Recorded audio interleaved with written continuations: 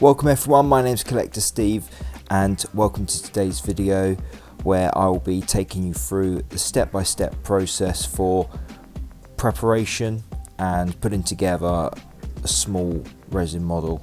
The model in particular is the Blood Angels Praetor in Terminator armor, which is a 30k model made by Games Workshop.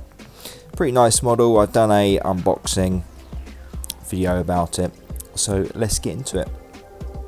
The first step, what we'll do, because of the release agents that they use when casting resin models, it can leave a oily residue onto the model, which proves problematic when painting and priming these models, as paint can chip away due to the residue, the oily residue underneath. So what we do, we take some lukewarm water and put a little drop of washing up liquid in there, doesn't matter what type, and we put the model in there and all the parts. I like to do this stage before cleaning the model, as in prepping the model, removing mold lines, things like that.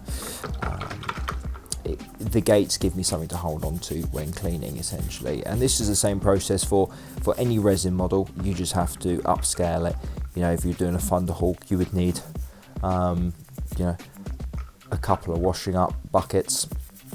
So I just take my old toothbrush here, I lather it up, get the model brush cleaned, be careful of the delicate parts, really just give that a good old scrub. And you want to, our aim here is to get off that greasy residue there. So once you've gone round all the bits, I then leave it overnight, and then I came back to it. The water's really cold, and I then give it a final scrub. All the bits a final scrub, and then I take it to the sink where I put the plug hole in, rinse all the pieces with clean water, and then lay them down on a tea towel. Give them a rough kind of dry. Again, be careful of the detail. And then what I then do is I leave that overnight to dry. And when I come back in the morning, all the pieces are dry and clean. Now, when working with resin, it really is essential to have the right tools for the job. I'll go through what I recommend and also any of cheaper alternatives you can probably find lying around the house. So what I use is a cheap pair of clippers, old pair of clippers. Resin is quite a tough material, so you don't want to be using brand new sharp clippers for it. I really like these Albion Alloys sanding sticks. They come in this assorted pack. They have all different grits and are really handy for getting in those hard to reach places. Now, you can of course use any nail file you might find lying around the house. Next up, we have these hard metal files that are readily available from most hobby stores. These ones are from the Army Painter and were about 7 or 8 quid for a set of 3. I find them really useful for resin, particularly larger models. Having that hard surface is useful when compared to the sanding sticks. Now, for glue, I like super glue. Bonds really well with resin, and the gel makes it really easy to work with. A scalpel blade is essential, with ideally a fresh blade. Also, I've included a hobby saw here. It may not be essential, but for the larger gates, it really does make removing those a lot easier.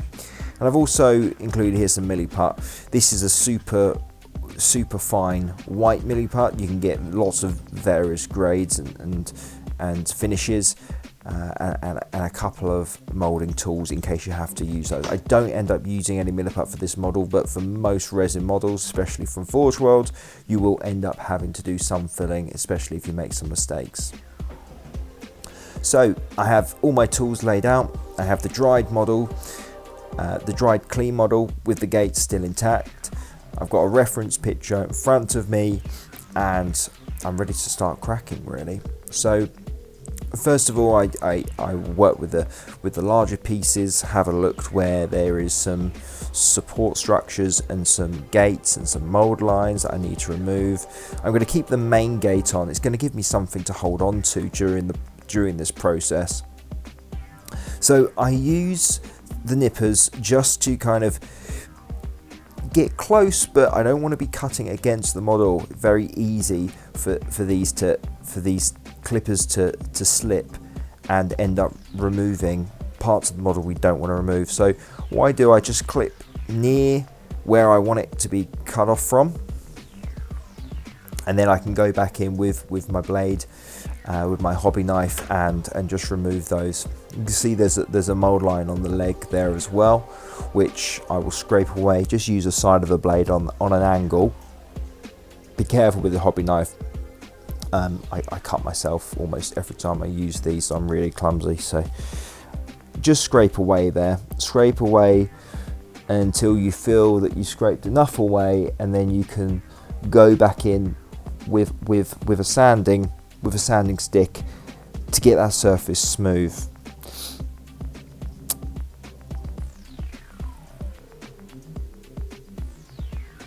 You see, just work my way around the model until I'm completely happy with it. It's really important to spend as much time as possible, as much time as you want to spend really on this stage, on the modeling stage. As soon as you get that undercoat on, it will show up every single imperfection, and it's a whole lot easier to correct it now than it is when you start painting the model. So I'm going with the yellow sanding stick, which is the second finest sanding stick, orange being a 400 grit, which some may argue isn't actually that of a low grit. It's kind of a medium fineness. And go back in there, just work my way around the model until I'm completely happy with the sections. Now, I like to spend a fair bit of time on this part. I really enjoy making the model look as perfect as I possibly can. It is worth remembering that you might be working a lot of time on a certain section. Now, Games Workshop are pretty good at putting mold lines where you may not be able to see them. So just remember, particularly with capes and armor trim, that when the model is made, the mold lines that you're tirelessly working on correcting might not even be visible once the model's put together. So that's something I took into account when preparing this model as well. And some of the really annoying mold lines are on the back right leg, but actually you're not going to be able to see them once the cape's on. So I was fairly relaxed about those. So I'll just work my way around the model now, removing mold lines, sanding off the uneven surfaces, removing the support gates until I'm completely happy with the model.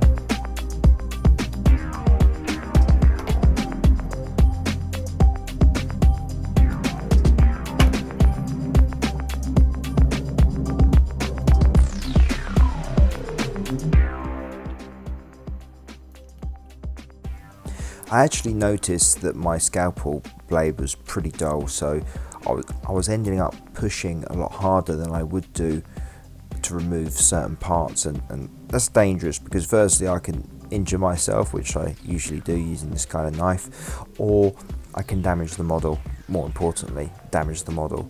So you can see, you know, with a sharper knife, it's a lot more easy to remove the unwanted parts of the model. There's actually a slight issue with this left arm. The socket is actually too small to attach onto the body with ease. There's been some slight slippage in the cast. Now I'm showing you this because these little issues are very common and are quite easy to fix. It just takes a second, kind of look at the socket there and look at the place it goes on the arm.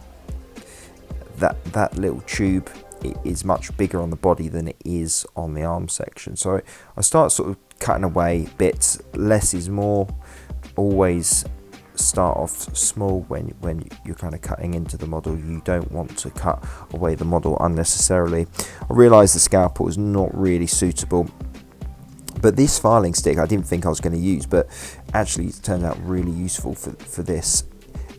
I'm able to kind of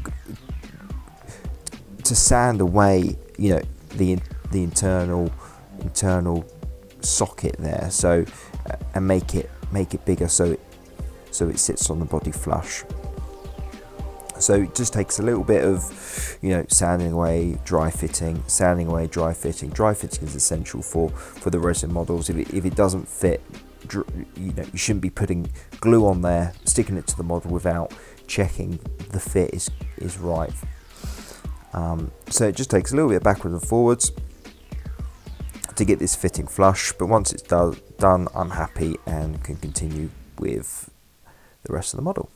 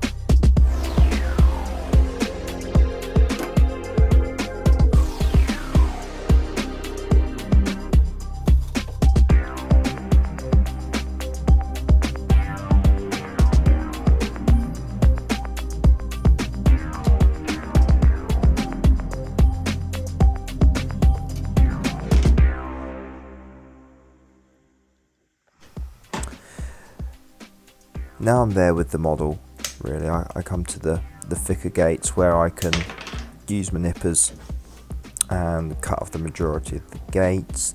Now, what I don't want to do here is accidentally cut away at the foot. You can see where I try and kind of use the nippers there, they kind of keep slipping, and I've done it before. I've kind of cut half the foot off, so I'm not going to do that. It actually gives me the opportunity to show you the hobby knife. Now, it's called a razor saw hobby knife. Kind of got to get a guide cut in there initially. Just be very careful with it. It's very sharp. It's easy to cut. It cuts through resin like butter and produces a nice clean cut there. But it just helps me get closer to the model without the fear of destroying the feet and the placement there.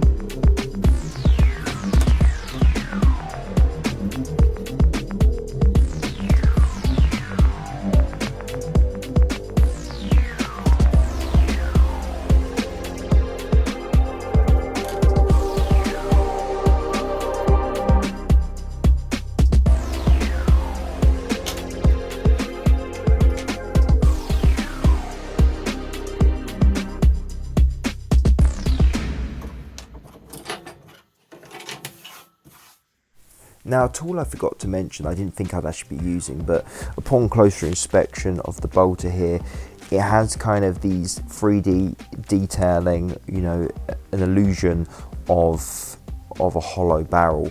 However, it's given that we're spending the time to work through the model, and it's an expensive, centerpiece model, I'm happy to spend a bit more time drilling. This is a more robust pin vise where you'd be using it for larger models and the thicker gauge drill pieces.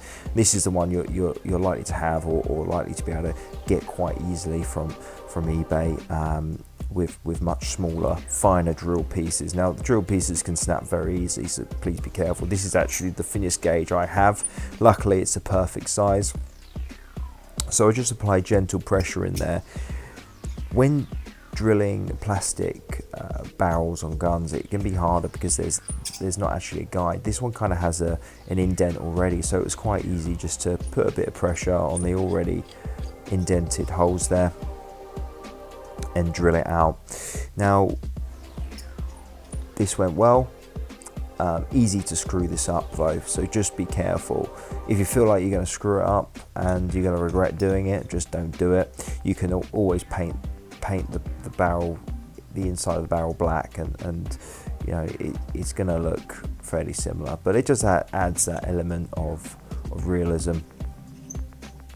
So this one has side holes as well as the barrel holes there. So I'm drilling out the barrel holes, and then what I then do is I then go in the side, drill it all out, make sure it's clean, and yeah, it worked really well, and adds an extra piece of realism to, you know, showcase that this is a real gun. So yeah, very happy with how this turned out, and certainly a worthwhile step.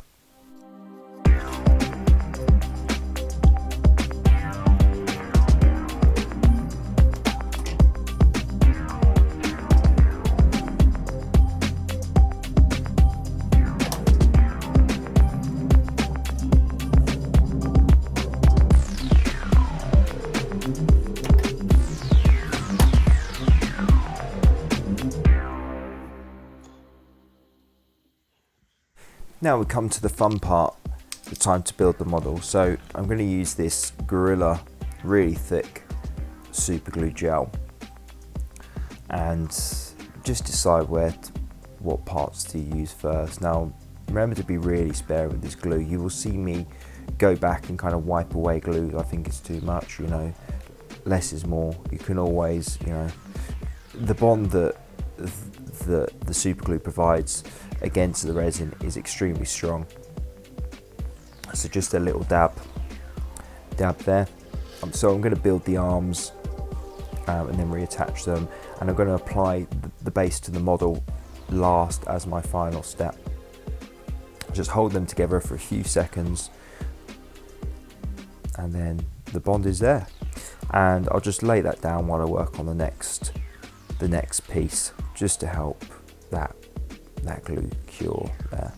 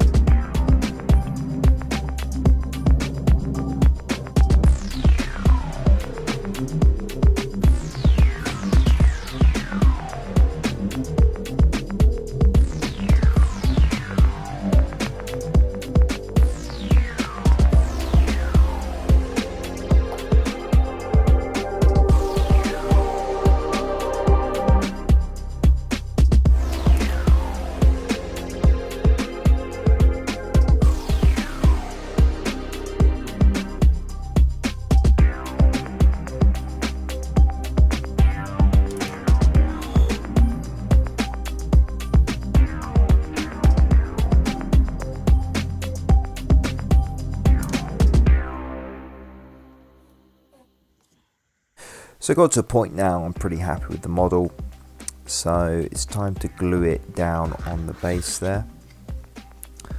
So work out the positioning using the box art for some reference there. Put a pretty good dollop of super glue on there.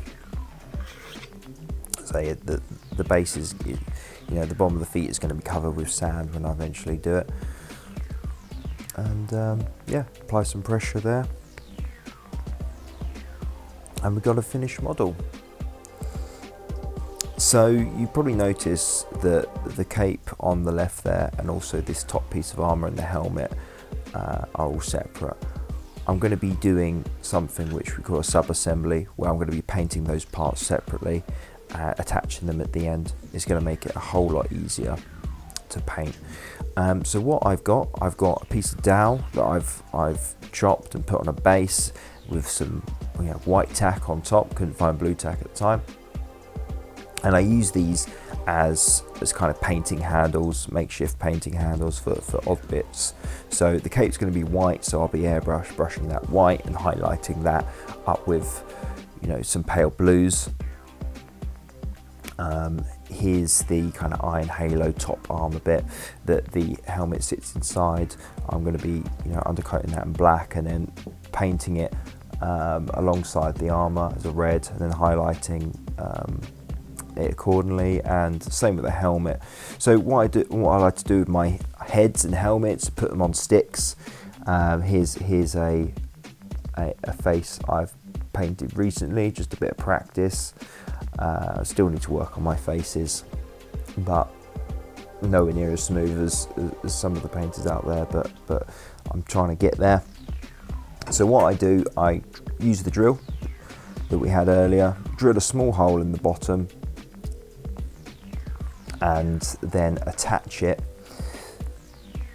to a cocktail stick with some super glue, just a little bit of super glue. You need a little hole and a little bit of super glue, and then once you finish the head, you can just, you know, snip it off at the base and glue it onto the head accordingly.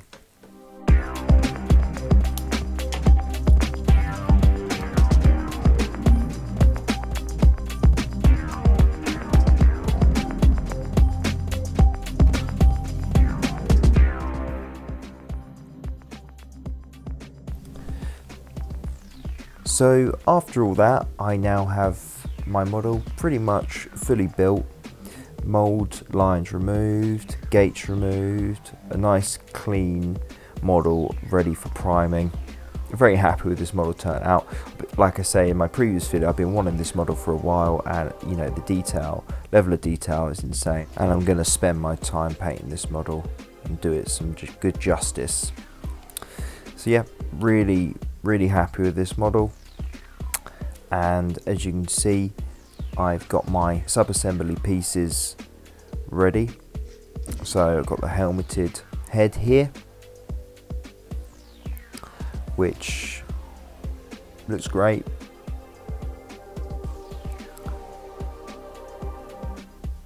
Got the kind of iron halo armor bit, which, you know, I might put on a cocktail stick close to the time to help paint, but for now I'm just going to be priming, and the cape. So I hope you found this video useful. I plan to do lots more tutorials, model making and painting videos in the future. So thanks for watching. Please like and subscribe for more, and I'll see you next time.